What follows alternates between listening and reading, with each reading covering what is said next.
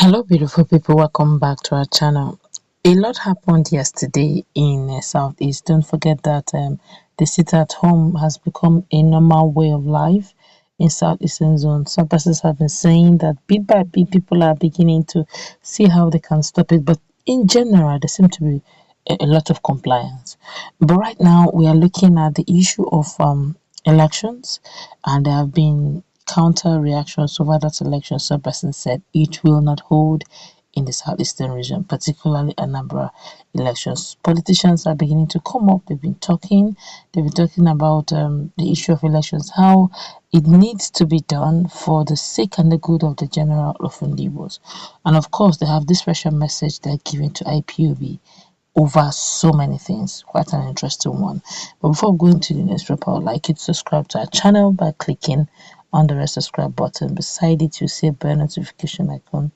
Please go ahead, click on it to get notified as soon as you update our channel on YouTube. Well, the candidate of the Young Progressive Party in the forthcoming Anambra State governorship election, Ifeanyi says there will be trouble if the indigenous people of Biafra insist that the November 6, 2021 election won't hold.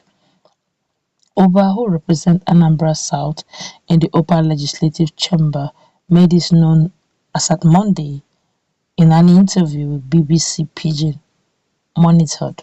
IPOB had threatened that no election would hold in the entire Southeast, that's Imo, Anambra, Enugu, Ebonyi, and Abia State, till it achieved its agitation for secession from Nigerian state.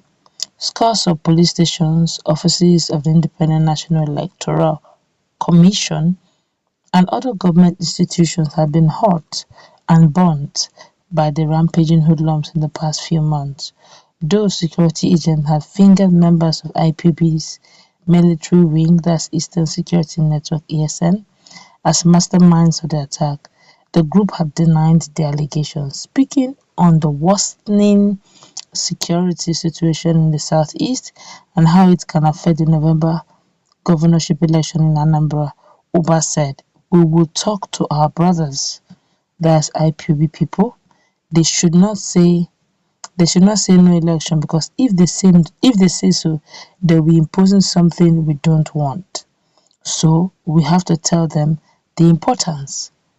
We know they have power." I take that again. He said, "We know they have power, but let them pipe down for us to do this election, because if we don't do this election proper, there will be trouble." Anambra State is the head of Igbo nation. Who elected Anambra as the head of Igbo nation? Let's continue with the news.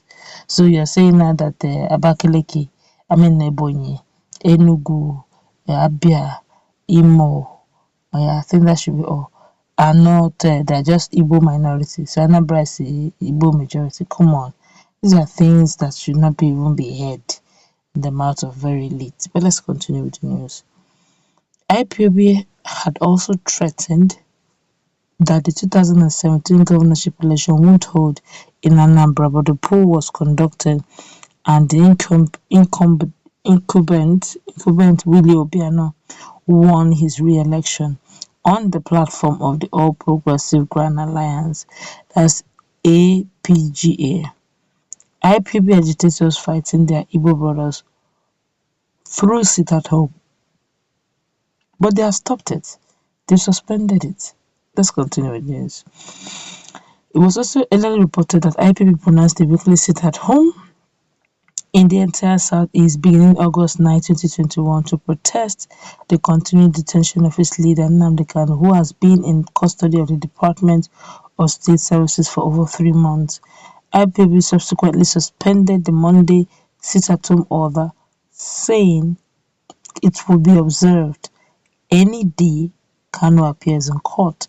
But the last 7 Mondays had turned bloody in the southeast as UGM attacked travelers, traders, students, and other persons who came out for normal activities. Many have been killed, injured, and vehicles have been burnt, while banks, markets, schools, and other public places continue to shut down every Monday as people stayed indoors, but of fear being assailed outside. When asked what the sit-at-home order by IPOB had cost Anambra, Ubah said, "You cannot estimate it. The trauma is also so much. The truth about it is that our governor should wake up and engage with IPOB. It is IPOB that gave such order. Talk to them. Tell them that we are losing. We are agitating. We must fight for our brother, but we can't also be fighting for our brother and suffering our people. I believe in one Nigeria." Ubah also expressed his belief in the entity called Nigeria, adding that the people of the Southeast could achieve all their aspirations without seceding from the Nigerian state. The senator said, "I believe in the Nigerian entity. I believe also that we, the Igbos, through the instrumentality of our state government, can make Igbo a mini nation inside the nation. We have everything as contained in the Nigerian constitution as a legitimate state, a state that can make what we want. I don't think unless I change the name of the state. I believe that the more I get from Nigeria, I can now partner with our brothers abroad to bring the aspirations and what they want in the state." Ubah also noted that the Southeast politicians were working on a political solution to resolve the case of the detained IPOB leader. The case of Kanu is facing treasonable and treason-related charges before Justice Binta Nyako has been adjourned to October 21st, 2021 for continuation of hearing.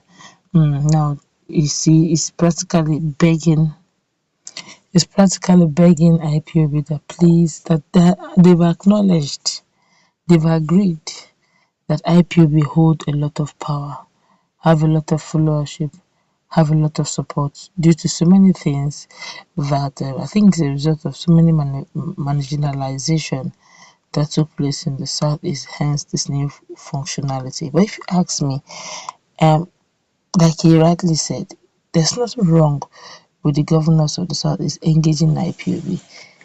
Don't wait for it to get to degeneralize to the point that even the IPOB will say, "We don't want to see you. We're comfortable living whatever it is they've gone to." That won't go well because this is brothers against brothers. All he needs to do is all the presidency or any other person from an outside tribe will do is just to poke the other one, and the other one will come charging. I guess we need to look into this and see how we can, resolve this once and for all. Well, some persons are saying fine, but it's just more concerned with his political position than the rest of the time will tell. That's where we'll wrap it up. Let's meet.